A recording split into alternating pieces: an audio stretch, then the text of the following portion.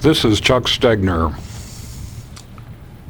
I'm at home at Grangeville, Idaho, and it is February 1989. I will attempt to narrate a few things about my old friend Ruben Tranberg. A little background. I was born and raised in North Dakota. In the summer of 1936, when the drought was so bad in North Dakota and South Dakota and Montana, at least the western parts of the Dakotas, Morris Florence from Hallock, Minnesota, came out to that area and he bought a lot of sheep, ewes with lambs at their side. And I went back to northern Minnesota with him to help him run those sheep. I moved into Kitson County in July of 1936. Came in on a train with the sheep. And I worked on the Florence farm, which was the old Walter Hill farm near Northcote, Minnesota, up until just about Christmas time. At which time Morris gave me a job in the State Bank of Hallock, in Hallock, Minnesota. And I was there. Well, I worked for the bank for 2 years, leaving just 2 years, almost the day of the time I went to work just before Christmas. I first met Ruben Tranberg as a customer of the bank. And he was so quiet it was hard to get acquainted with him. He said very little. He would be at my bank teller's cage and had a deposit from his store or wanted to get some change or whatever. He did just that. No side chatter, conversation or anything. He came very businesslike, got what he wanted and left. I remember one time that I made a mistake on his account. This didn't happen very often, and I looked and looked for the mistake. I finally found it, and as a result of the mistake, his checking account showed about $700 more than it should have. And I, of course, had to correct the mistake, which reduced his checking balance on our books, and the next time he came in the bank, I told him about it, and he had absolutely no comment. Didn't kid me about making a mistake or anything. He accepted the correction and left without any comment, which I remember wouldn't have happened to most customers of the bank.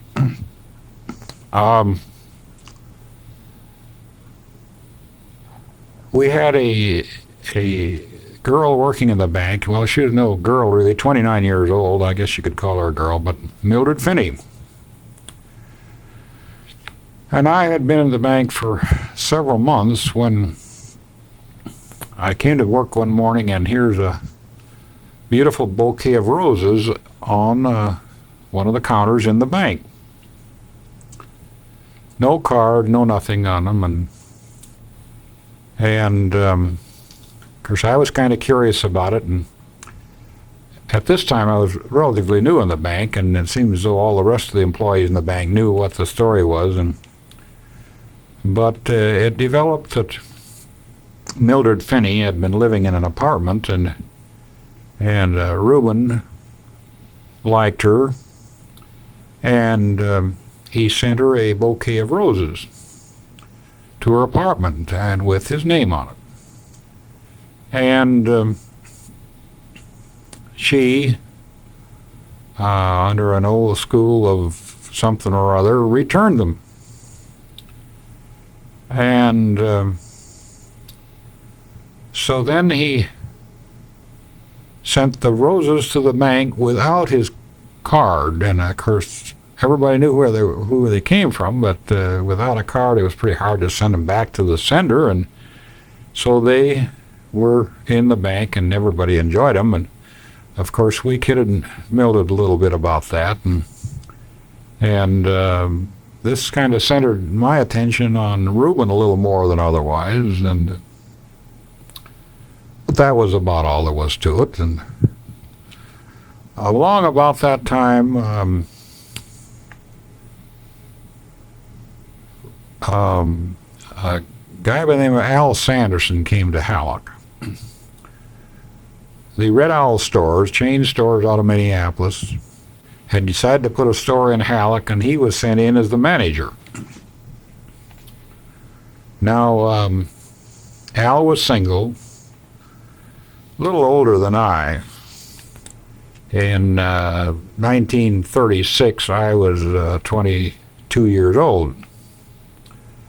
And 37, when I started working the bank, in August of 37, I was 23. Al was probably about 5 or 6 years older than I. He was single, and of course, being the manager of the Red Owl store was a pretty decent job, and he had a pretty good automobile, I believe about a 1935 or 36 Ford. I had no automobile, and I won't say that my friendship was directed towards those single men around town that had an automobile, but it probably helped. Anyway, Al and I had double dated, taken girls to dances, and I think a time or two down to Grand Forks, which I believe was about 80 miles away, to a movie perhaps. Or anyway, there wasn't a lot to do in Hallock evenings, and I was renting a room, which I slept in, and that's about all the time I spent in my room. But evenings, when we had nothing else to do, I used to go down to the Red Owl store, and Al and I would stock shelves, open cartons and stack the items on the shelves, and visit at the same time, and then we might stop a while and have a cup of coffee or a glass of grapefruit juice or whatever, and spent quite a few evenings that way. Now, Ruben Tranberg owned the store about a half a block down the street from the Red Owl store.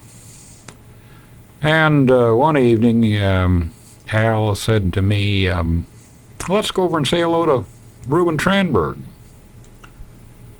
And now Ruben was probably another 3 or 4 years older than Al.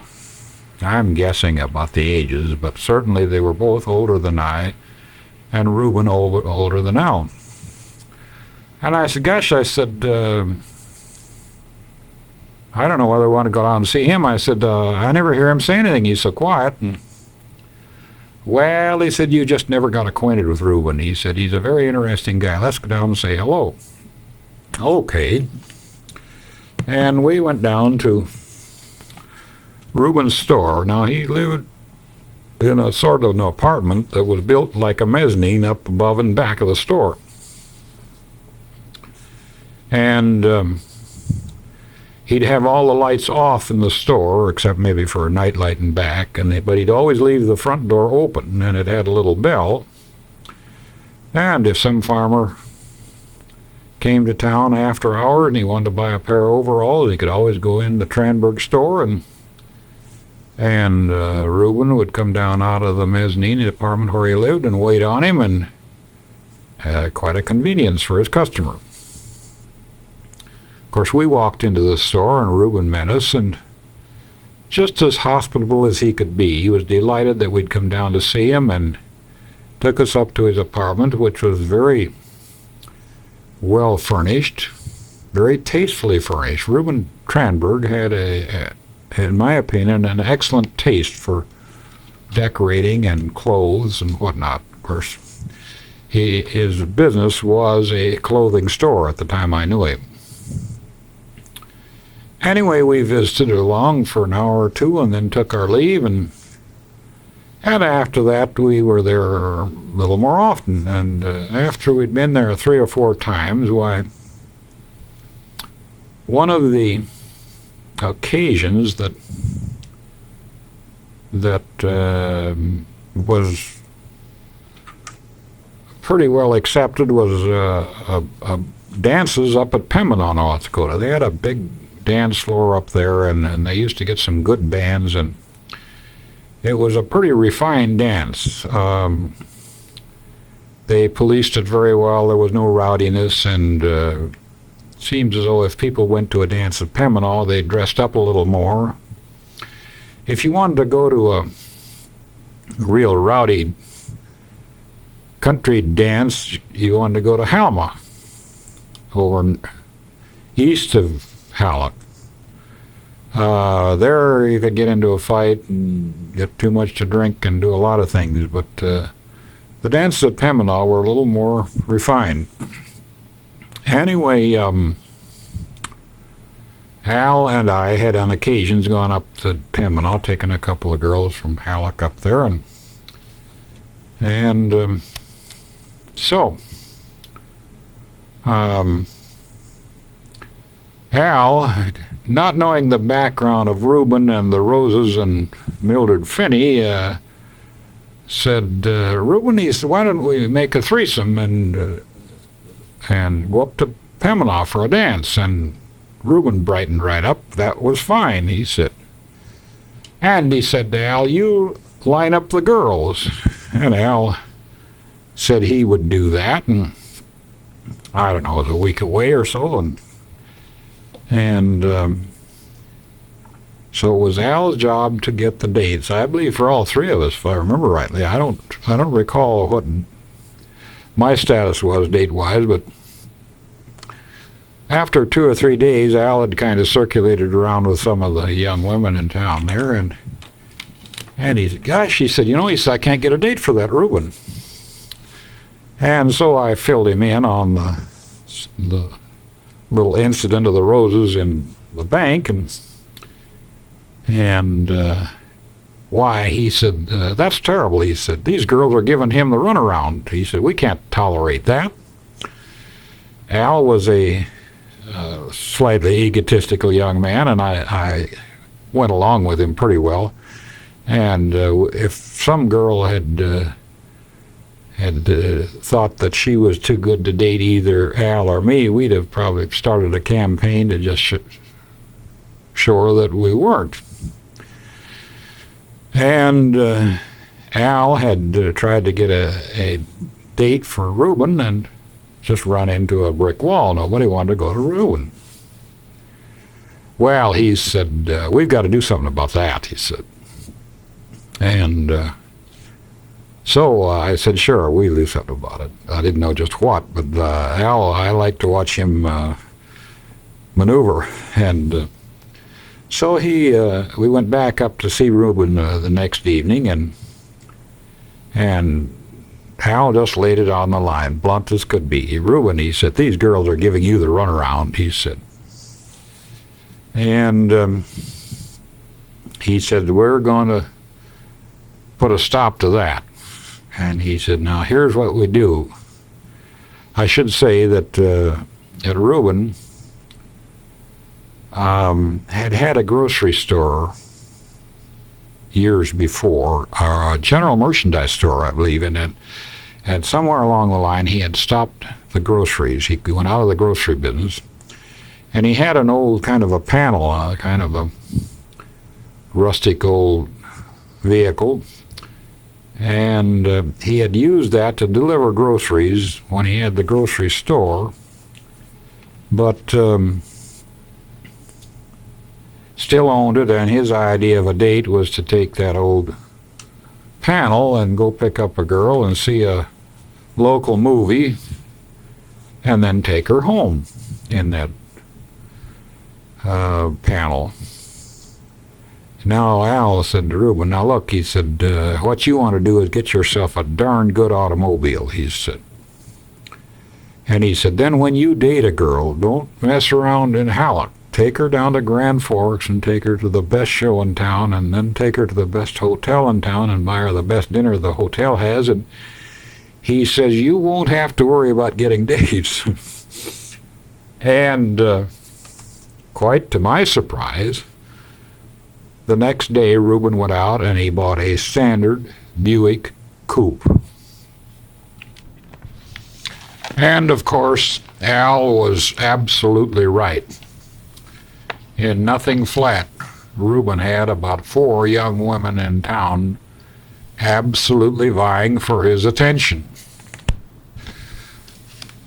A couple of times when I was off work on a weekend or something and Ruben felt that he had to work, he called me and asked me to take his place in that nice Buick automobile to take one or more of these girls where they wanted to go. And I remember 3 or 4 times that happening.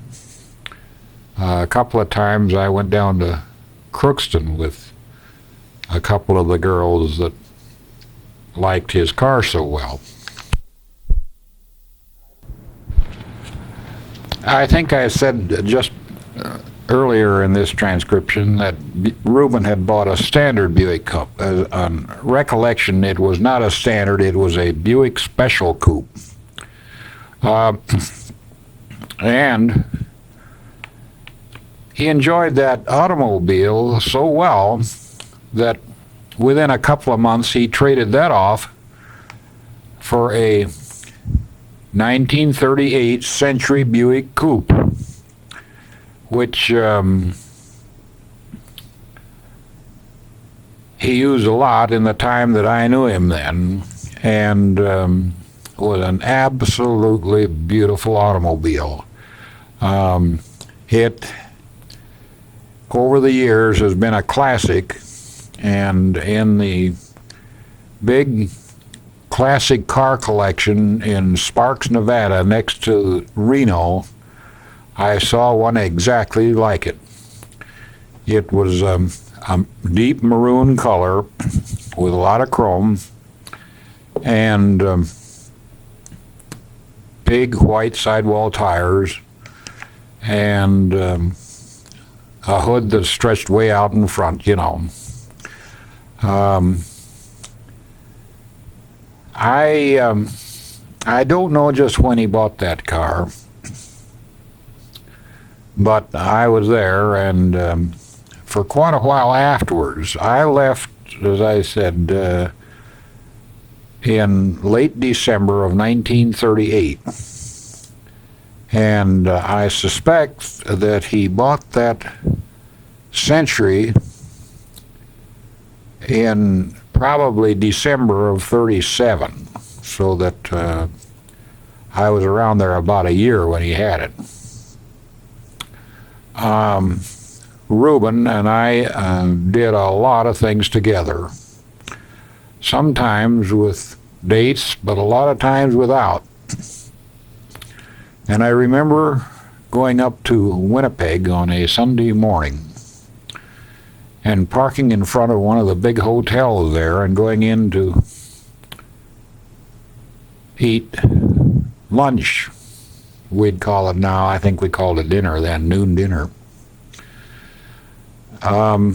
We were in the hotel probably an hour and a half eating our lunch, and when we came out, people were standing about 8 or 10 deep around that automobile on all sides, out in the street, on the sidewalk, and all around it, looking at that car. It was such a sensation for its day. It had a straight 8 engine.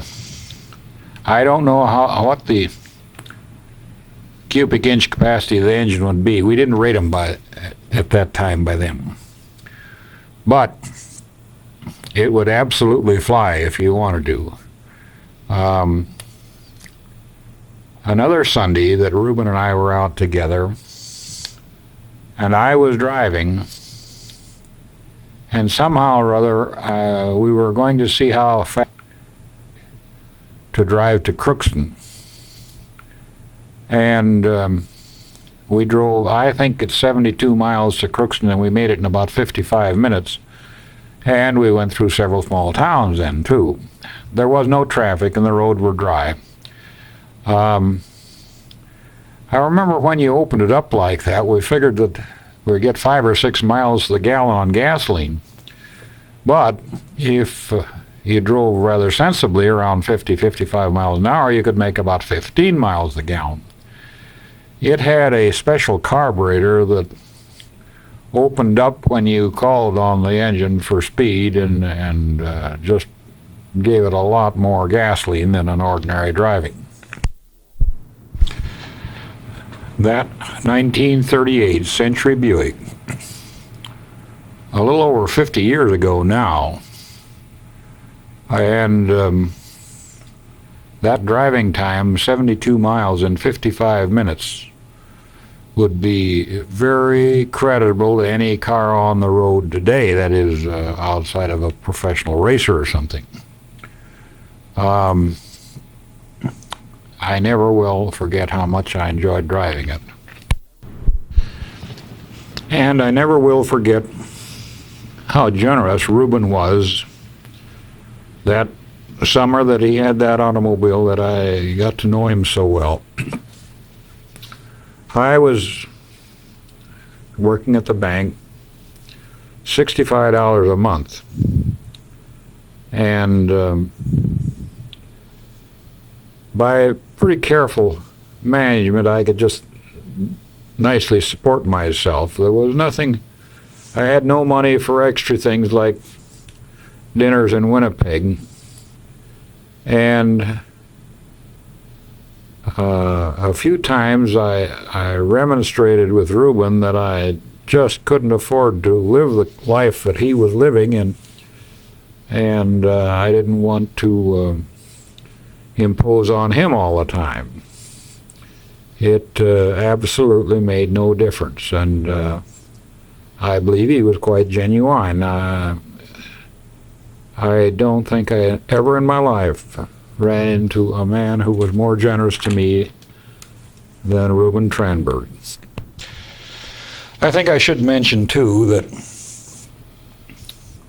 in the spring of 1938,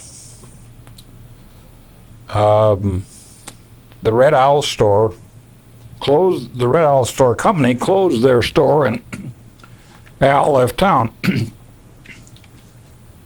He went over to Cooperstown and ran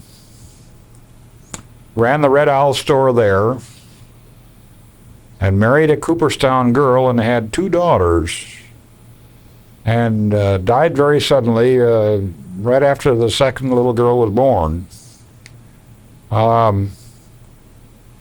And it sort of explains that Al was not there the summer that Ruben and I were tooling around in that Century Buick. Of course, Ruben Tranberg went on to own quite a few luxury automobiles, and I doubt very much if Al Sanderson ever realized how much he had changed Ruben's life. But I guess that's beside the case. For many years, I didn't know what had happened to Al Sanderson, and well, it was after World War II that I stopped in there one time at Cooperstown and finally discovered that he had died.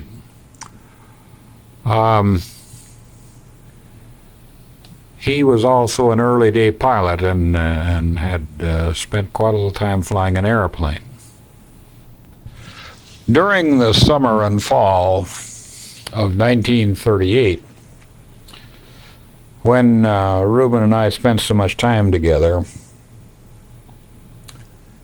he told me one story that I never forgot.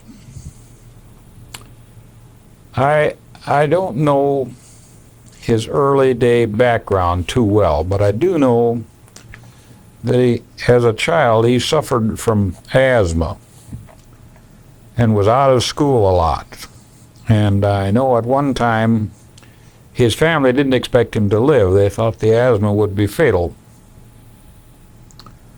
And Ruben survived, but I don't think was ever very strong physically. And that, I suspect, influenced some of the work that he did.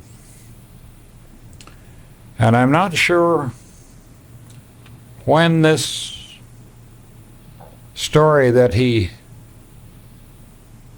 told me that impressed me so actually happened, but I suspect it was about 1926.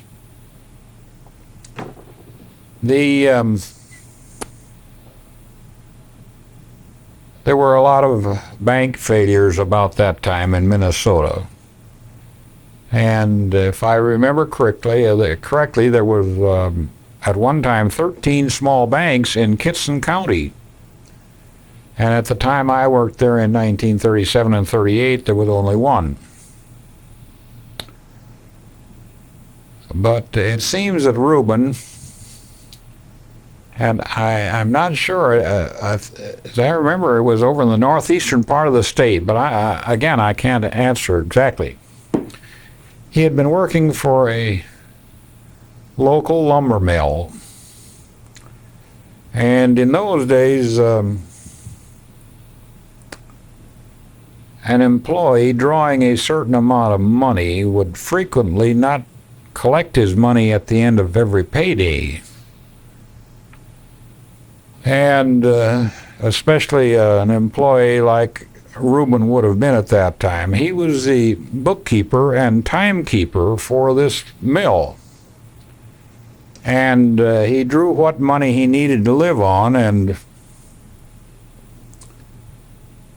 let the company keep the rest of it in a kind of an indefinite pattern.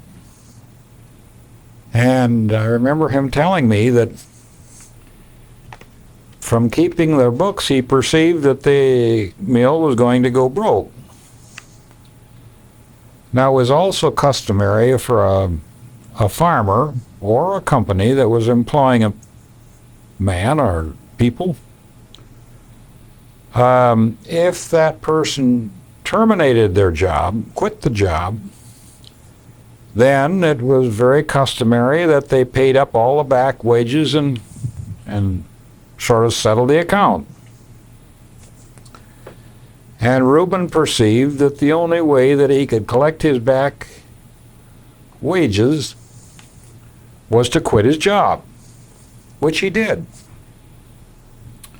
And he collected his back wages, and he wanted to explain that he had been subscribing to the Wall Street Journal for some time, and a couple of times had dabbled in small amounts in the stock market.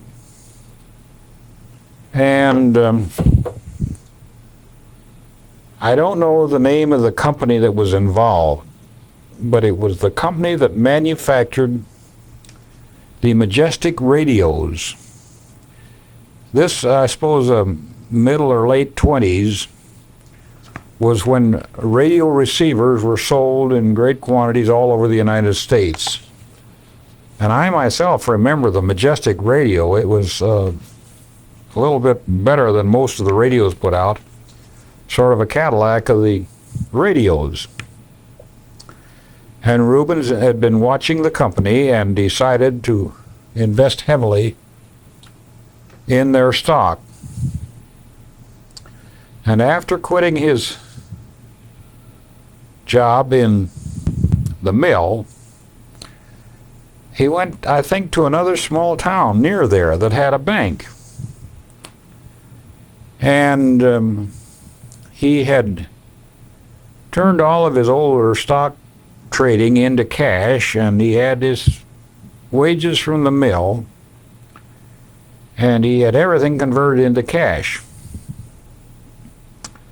And I'm not sure of the amount of the money that he had, but my memory seems to think it was about $2,600 or $2,800. And he said he saved out $50 for his own personal use, and bought a cashier's check in the bank for the balance, say $2,600 or whatever. Then he sent it to his broker in Minneapolis and told the broker to buy all of the stock of the company that manufactured Majestic radios that the money would buy. In other words, he was plunging his total cash assets on this particular stock.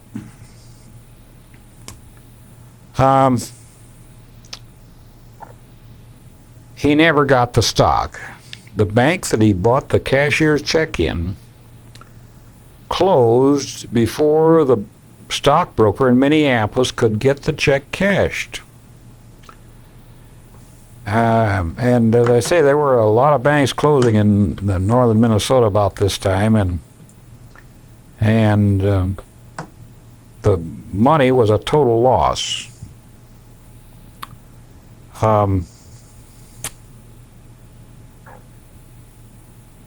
He could never realize a cent on that. His savings of, I suppose, 3 or 4 years, maybe longer. Then he watched the stock over the next few years that, had the check been good and he bought the stock, would have amounted to something like $250,000, which would have been a huge fortune in the late 20s. This may have gone into the 30s too. I'm not sure the time element there. But he went from being a rather affluent young man to a young man flat broke over this particular bank failure. And it was such a striking story, I never quite forgot it. He then couldn't get a job. And I think he made his way back to Hallock, where he had an uncle running a general merchandise store in Hallock. And times were pretty tough.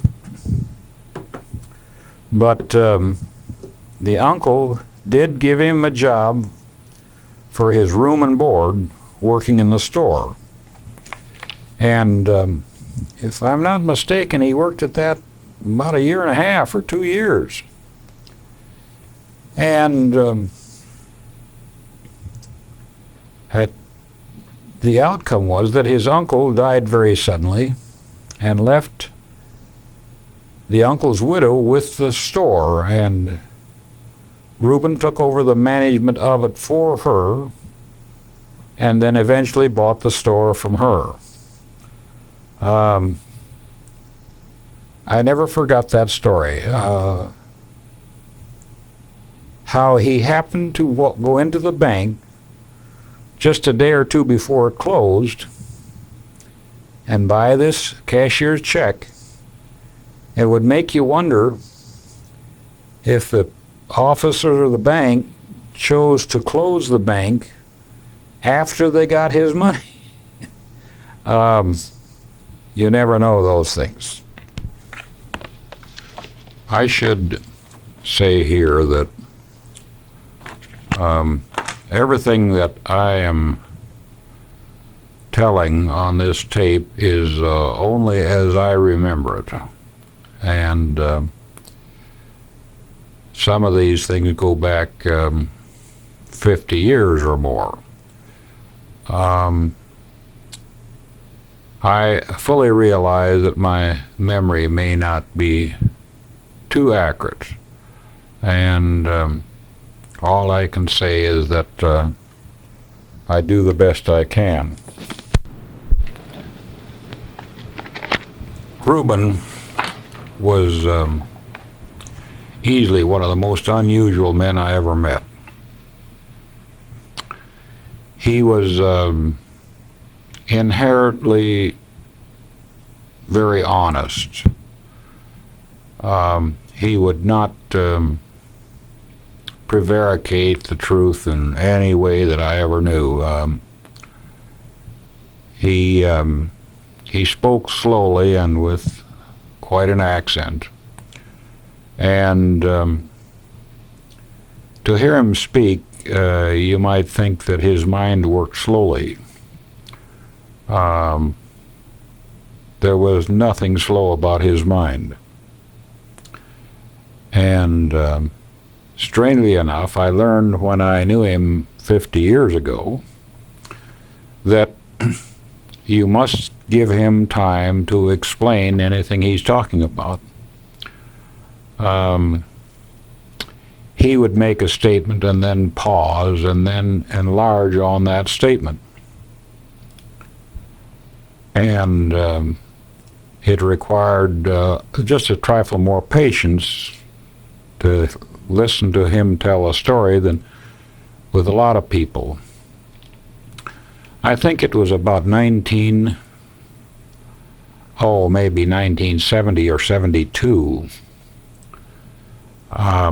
Being in the fertilizer business here in Grangeville, we had a company out of Canada that supplied us a lot of fertilizer.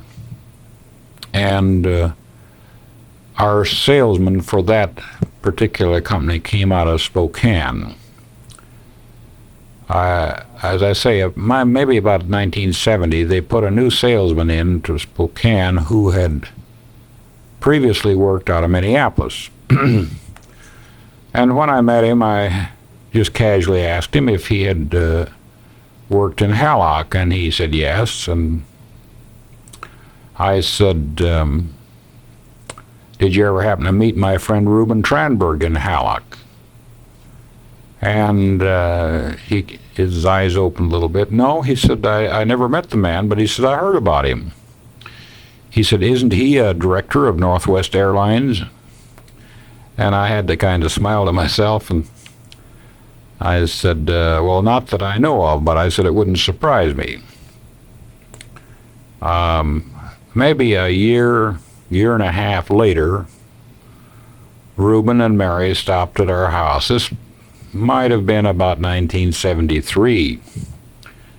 And of course, June and I were real glad to see them, and I was visiting with Ruben, and I happened to think of this guy's statement, and I said, Ruben, are you a director of Northwest Airlines?